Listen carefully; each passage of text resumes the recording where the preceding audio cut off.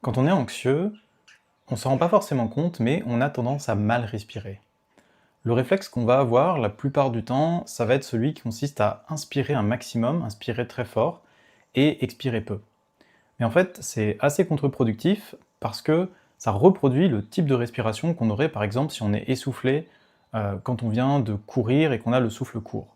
Donc pas vraiment un état de tranquillité et de calme.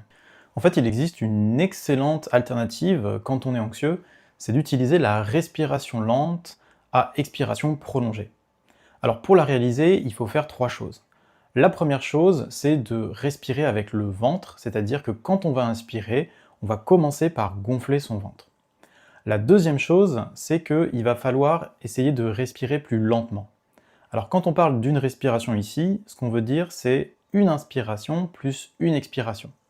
Et ça, idéalement, on voudrait que chaque respiration dure environ 10 secondes pour avoir quelque chose comme 6 respirations par minute. Et enfin, la dernière chose, et probablement la plus importante, c'est d'aller chercher à avoir une expiration qui est plus lente, plus longue que l'inspiration. Donc typiquement, ce qu'on va vouloir obtenir, c'est une inspiration de 4 secondes, et puis ensuite une expiration qui, elle, va plutôt durer 6 secondes.